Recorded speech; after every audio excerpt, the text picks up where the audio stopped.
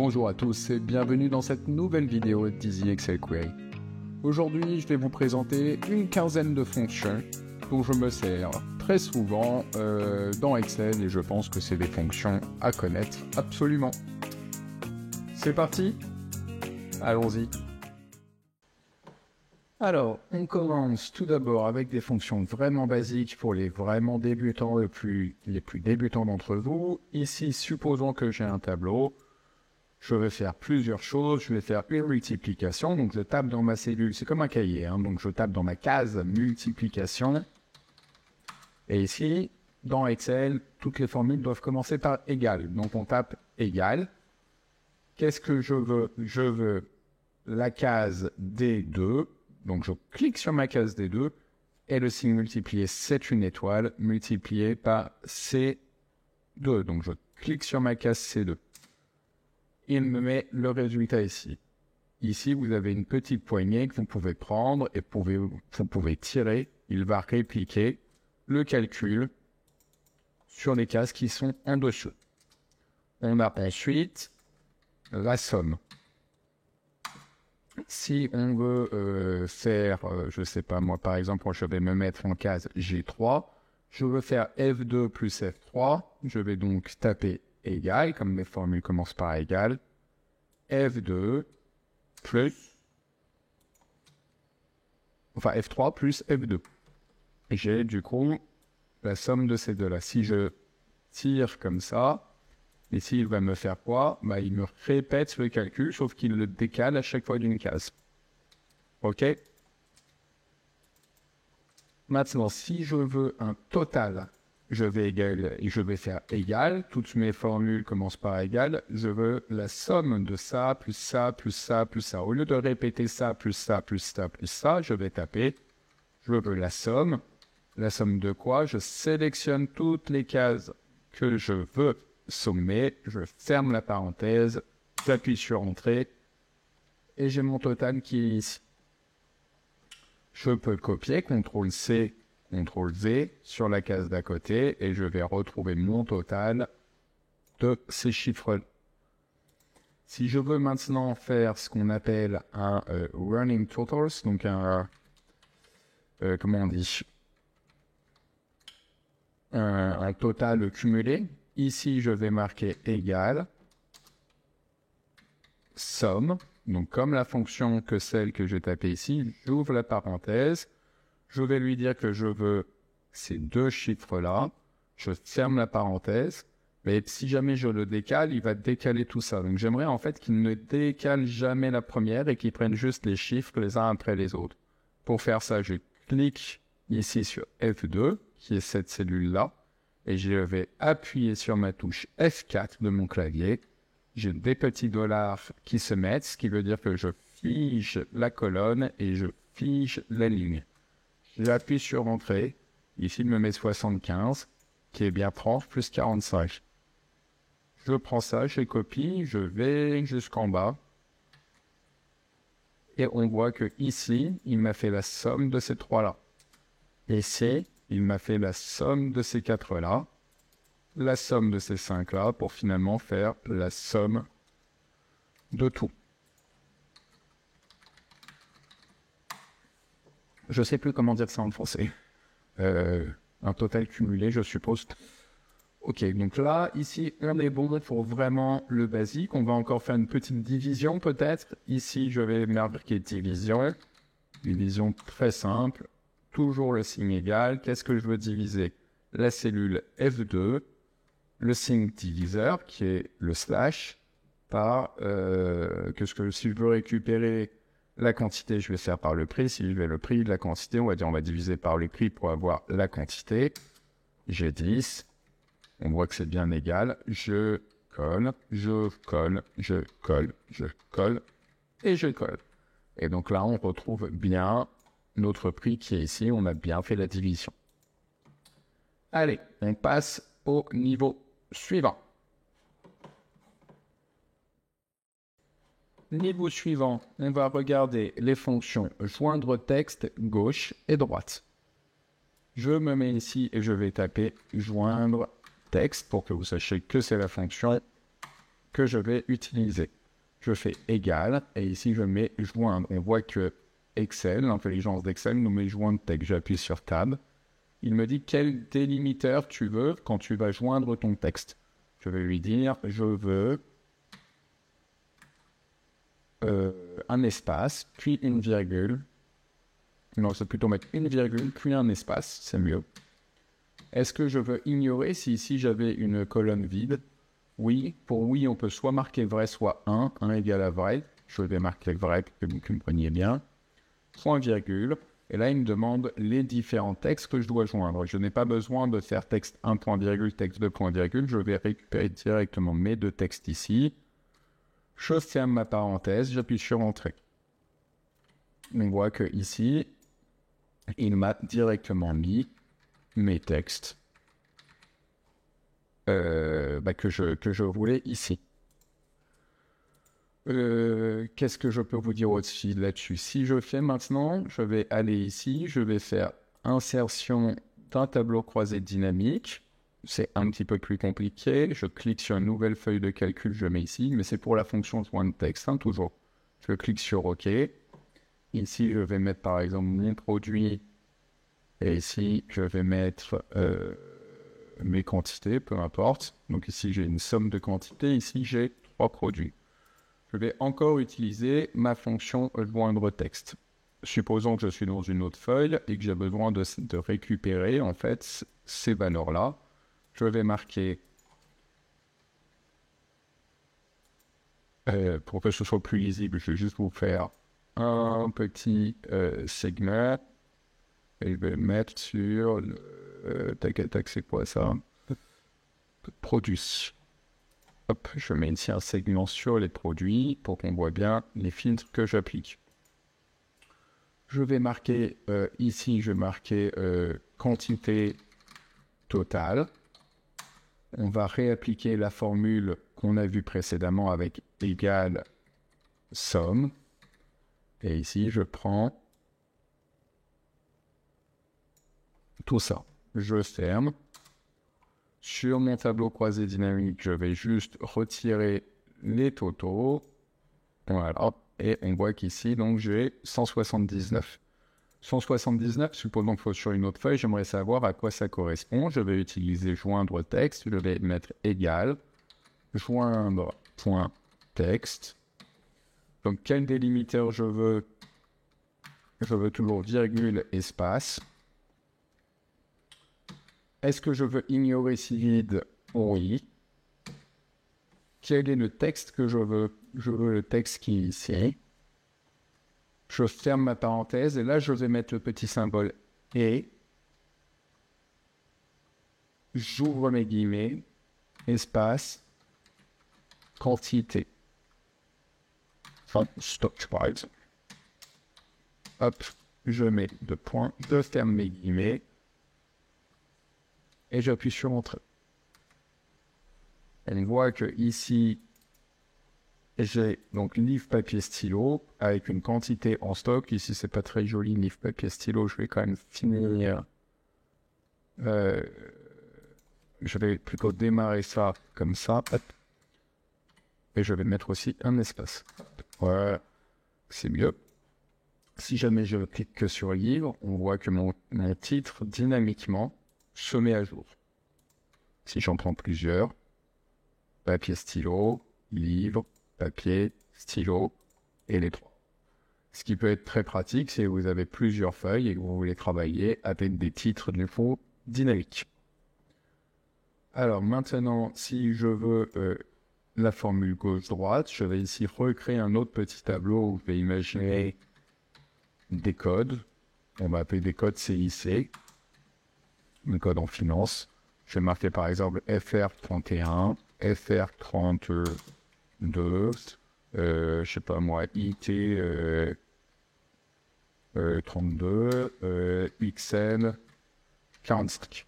Et là, je veux uniquement récupérer le premier code, les deux premières lettres. Je vais marquer égal, toutes mes formules commencent par égal, gauche, parce que je veux ce qui est à gauche de ce code.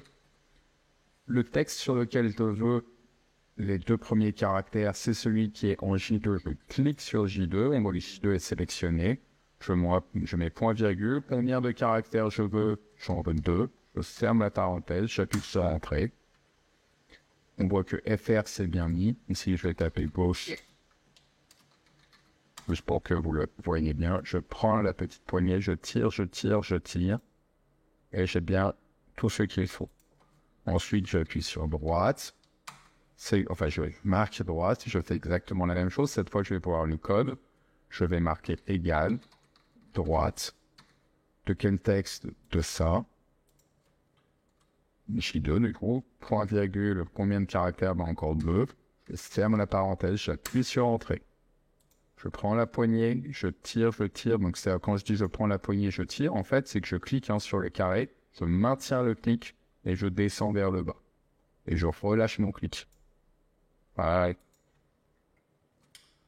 Je pense que c'est bon pour joindre texte, gauche, droite. Je vais maintenant également vous montrer le text split. Text split, comment on dit en français? Ça va être séparer le texte, je crois. Alors, je vais marquer texte. Ici, j'ai toutes les formules qui contiennent le mot texte qui apparaissent. On voit qu'ici, j'ai fractionné texte. Je vais cliquer sur fractionner texte. Il me dit quel texte tu veux fractionner. Je voudrais fractionner ce texte-là. Quel délimiteur pour créer mes colonnes je veux? On va prendre espace, virgule, espace, en fait le délimiteur qu'on a créé tout à l'heure. Est-ce que j'ai un délimiteur au niveau des lignes? Non. Est-ce que je veux ignorer les cellules vides? Oui. Et je veux une correspondance exacte. Je clique sur Entrée. Et là, il m'a splitté mes différentes lignes qu'il y a ici. Ça, c'est donc fractionner texte. C'est bon? Allez, on passe au niveau suivant. Nous revoilà dans Excel avec toujours ce tableau-là. Et là, nous allons appliquer si et si conditions. Alors, qu'est-ce que c'est que la fonction si? Elle nous permet de mettre des conditions. Donc là, je vais aller dans ma case F2. Je commence ma formule par égal. Et ici, je tape si. Donc jusque-là, ça va. On voit que j'ai tous les si qui se déplient ici. Je vais ouvrir ma parenthèse. Quel est le test logique?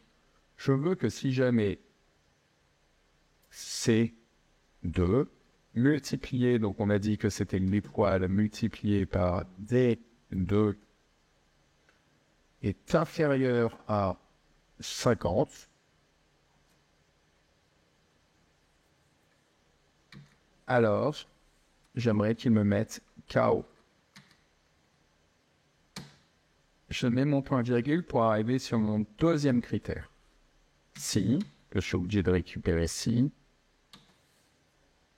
C2 étoile fois D2 est inférieur à 70, donc L3. Qu'est-ce qui se passe dans ce cas-là? Je veux qu'il me marque par L. Point virgule. Si C2 fois D2, un petit peu redondant, est inférieur à 100, je veux qu'il me marque bien. Si ce n'est pas le cas, chaque fois la condition c'est donc ce n'est pas le cas, donc qu'est-ce qui se passe si ce n'est pas le cas? Alors si ça fois ça inférieur à 200, alors tu me mets très bien. Et si ce n'est pas le cas, si aucune de mes critères précédents, donc tout ce que j'ai marqué ici, ne se passe, tu vas me marquer excellent. Et je ferme une fois ma parenthèse. En fait, tant que ça va apparaître, je vais fermer mes parenthèses. Je ferme, je ferme, je ferme. C'est bon, j'appuie sur Entrée. Ici, qui me dit KO, puisque 3 fois 10, ça fait 30, ce n'est pas bon. Petite remarque, mes critères ici, quand je vais tirer vers le bas, n'oubliez pas, ça décale tout, sauf si je mets les symboles $ en appuyant sur la touche F4. Tout ça, quand je vais tirer avec la poignée vers le bas, je ne veux pas que ces chiffres-là soient décalés. Par conséquent, dans ma formule, je me place à chaque fois sur le critère L2, F4, L3, F4, L4, F4, L5, F4. J'appuie sur Entrée. Je prends la petite poignée, je tire, et on a les conditions qui apparaissent. La formule est un petit peu lourde, c'est le moins qu'on puisse dire. Si d'ailleurs en appuyant sur Alt et Entrée, je peux essayer de vous montrer tous les signes en fait qu'on a. On voit que c'est quand même assez fastidieux à écrire. Ça fait donc on a beaucoup de si qui arrivent. Donc on va essayer de voir comment est-ce qu'on peut arranger cette fonction. Je prends tout ça, je copie. Je vais ici, je vais faire coller. Bon, donc je peux même la faire depuis le début. Donc je fais égal si point condition. Je peux appuyer sur la touche tab ou taper directement ce qui a marqué. Si je touche sur tab, il me fait ça. Et il me dit quel est mon test logique. Alors je vais dire ça. Multiplié par ça est inférieur à ça. Qu'est-ce que je veux dans ce cas? Je veux carré. Et là, je ne suis pas obligé de retaper ici. Je peux dire ma deuxième condition, ça fois ça, inférieur à ça. Alors, je vais taper, c'était pas mal, pas entre guillemets, hein, pas mal. Ça fois ça, inférieur à 7. Alors, bien. Ça fois ça inférieur à 200. Très bien. Mon test logique 5, en fait, je dis que pour tout le reste, ce sera vrai, quel que soit le test. Donc, je tape vrai. Parce que je n'ai plus d'autres critères, donc tout le reste, c'est forcément vrai. Et là, je tape excellent. Je ferme ma parenthèse. J'appuie sur... Alors, non, je ne vais pas appuyer sur Entrée, je vais faire comme tout à l'heure, puisque quand je vais tirer, je ne veux pas que mes critères ici se décalent. Donc, L2, F4, L3, F4, L4, F4, L5, F4. Entrée. Voilà. Et si maintenant, je le fais comme tout à l'heure, hein, pour que ce soit un peu plus propre, je fais Alt, Entrée à chaque fois que je veux sauter une ligne. Alt, Entrée. Ou je le place au bon endroit d'ailleurs. On va le refaire. C'est plutôt ici. Alt, Entrée. Toujours pas. Je vais y arriver. Alt, Entrée. Ici. Alt, Entrée, c'est bon. Et ici. Alt, Entrée. Et enfin, mon dernier critère, il est là. Ok, donc on voit que la formule, j'aurais pu le... Juste hop, qu'on puisse comparer. Ici, j'ai beaucoup plus de si. Ici, je mets juste mes conditions les unes après les autres. Donc la formule si conditions est quand même plus lisible et plus facile à faire. Je vais introduire également ici, c'est un niveau un petit peu supérieur, mais ça peut être intéressant, la fonction si.condition avec la fonction let. Je vais vous montrer pourquoi. Je prends tout ça, je copie, je mets ça là-dedans. Pas comme ça que vous pouvez le faire. On va juste prendre cette partie-là. Hop.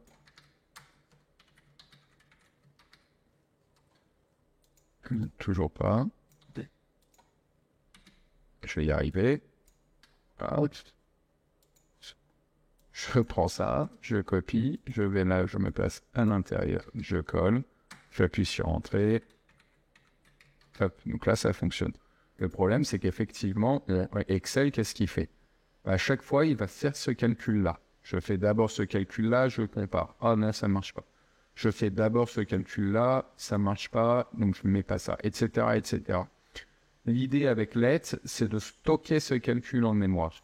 Donc, ce que je vais faire, juste avant si condition, je vais marquer let, c'est comme soit. On va mettre total, puisqu'on calcule un total. Qu'est-ce que c'est mon total? C'est D2 fois C2. OK? Donc là, j'ai déclaré total et j'ai dit que total, c'était égal à D2 fois C2. Et là, au lieu de mettre ça, je vais mettre total. Donc ça veut dire qu'il va faire une seule fois ce calcul, il va le garder en mémoire. Et ensuite, il va comparer total. Ça me tapé d'ailleurs. Parce que c'est total inférieur à 1. On va le refaire. Yep. Donc on a dit let total ça fois ça, point virgule, je copie mon total et je vais remplacer à chaque fois que j'ai ce calcul dans la formule. Donc je le mets là, total, ici total, ici total et ici total. Ça fait qu'il ne le fera qu'une seule fois le calcul au début et ensuite il va le comparer à chacune des conditions. Ça donnera exactement le même résultat. J'ai oublié une parenthèse, il me demandait est-ce que j'accepte la correction. Je l'accepte parce que j'ai oublié de fermer la parenthèse du let.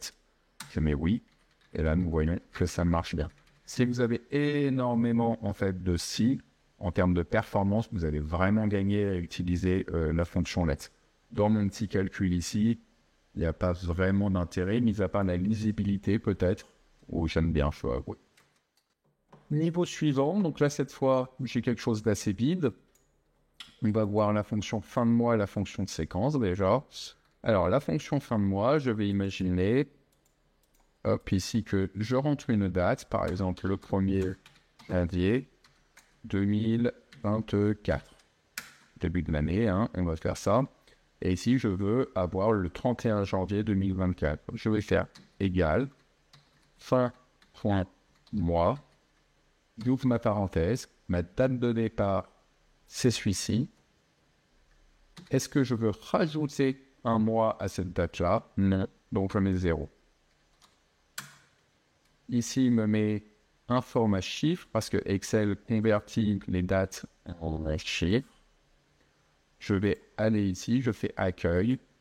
Je vais sur date courte. Et là, on voit que j'ai bien la formule fin de mois qui fonctionne. Si je fais sur celle-là le 1er février 2024, il me met donc bien le 29.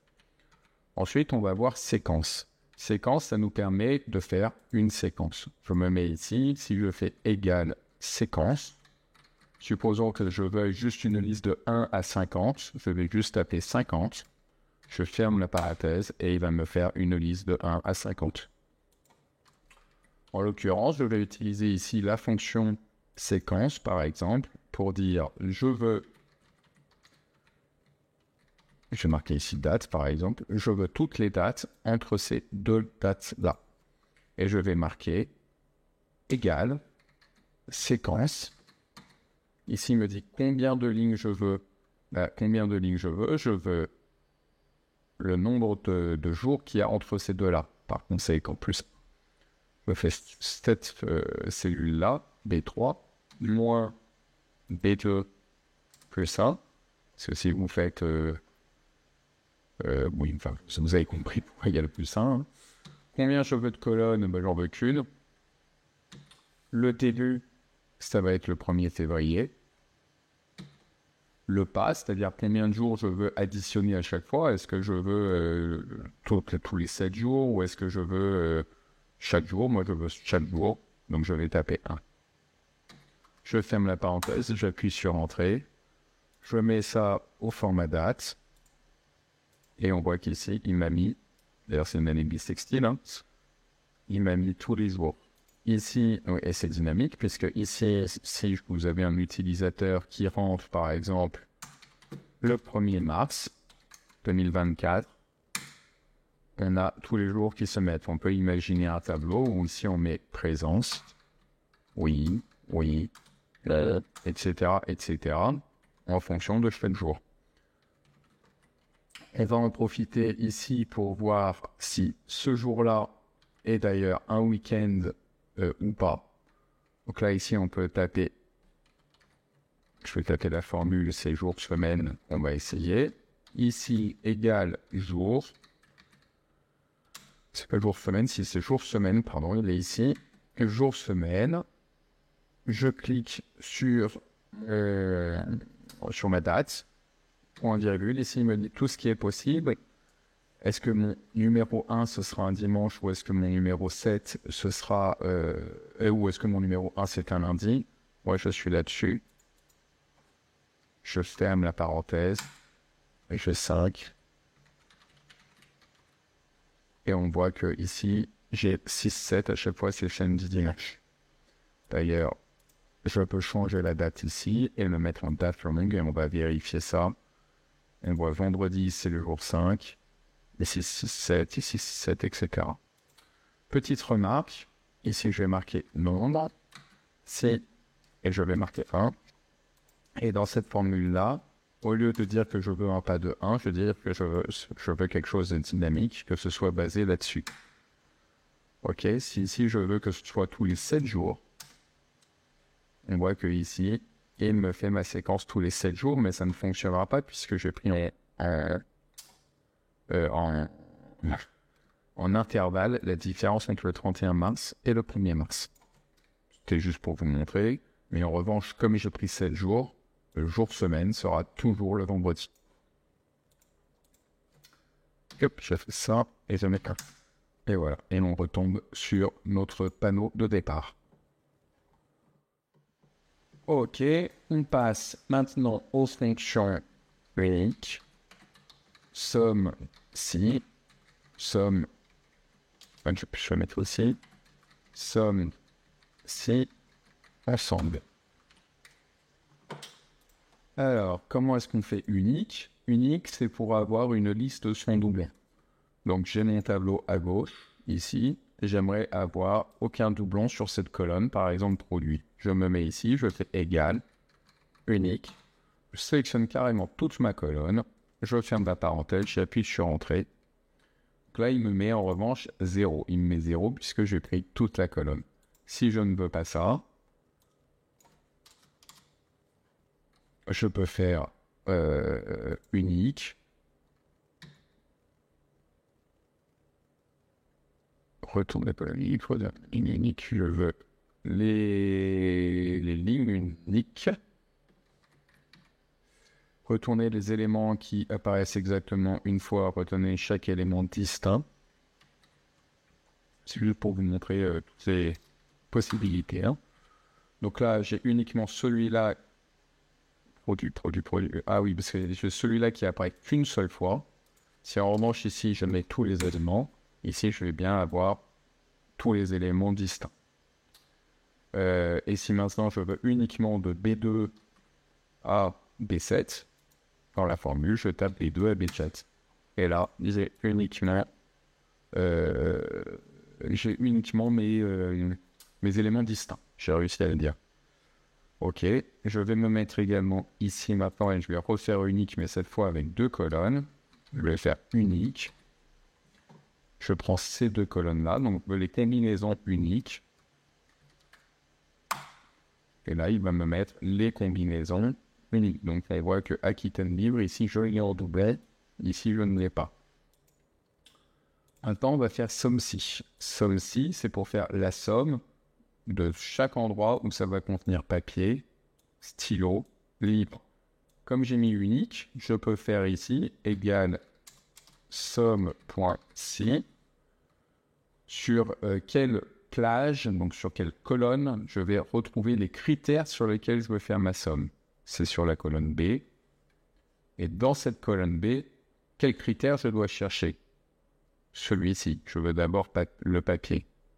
Et sur quelle colonne je vais trouver les nombres à sommer? C'est sur la colonne E. Je ferme ma parenthèse, j'appuie sur Entrée, 75. Je copie-colle, hein, CTRL-C, CTRL-V, ou alors je prends la poignée et je tire. 75, on vérifie. 30 et 45, on voit que ici, hein, Excel nous donne le nombre 75, c'est OK. Ici, 52,8 et ici, 990. Ça, c'est bon pour somme-si.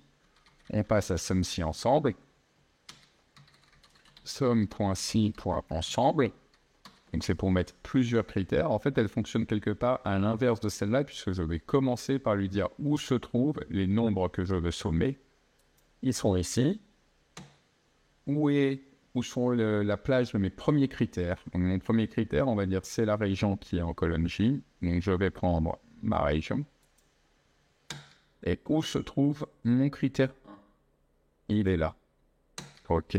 Où se trouve ensuite la colonne sur laquelle je vais chercher mon deuxième critère? Il est ici. Où se trouve mon deuxième critère? Il est ici. Je ferme ma parenthèse et j'appuie sur Entrée. En fait, normalement, je vais retrouver exactement les mêmes chiffres que ici, sauf pour Aquitaine, puisque ici, j'ai 2 lignes en doublon et on voit 990, il me les a bien regroupées. On passe au niveau suivant et au dernier niveau. Alors, c'est parti pour les 4 dernières fonctions qu'on va voir rapidement. On va voir trier, filtrer, assembler et grouper par. Trier, je veux trier ce tableau-là sur mes valeurs totales. Très simplement, je commence ma formule. Je vais d'abord récupérer mes en-têtes. Je vais les mettre ici. Ici, je commence ma formule comme d'habitude par égal. Je veux trier. Qu'est-ce que je veux trier? Ces valeurs-là. Sur quel numéro de colonne? C'est ça que ça veut dire, index de tri. Ça veut dire pas quelle colonne, mais quel numéro de colonne. Donc je compte 1, 2, 3, 4, 5. C'est sur ma 5e colonne, dans le tableau que je sélectionnais. L'ordre de tri, comment est-ce que je vais trier? Je veux par croissant, par exemple. Et je veux trier par ligne. Je mets 0, je clique sur Entrée.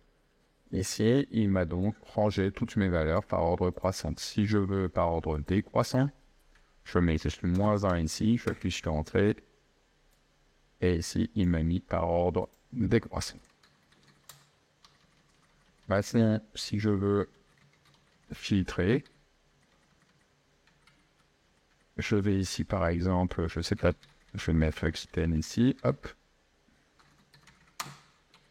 Et ici, je vais marquer égal, filtrer, filtre le tableau, on va dire que c'est celui-ci.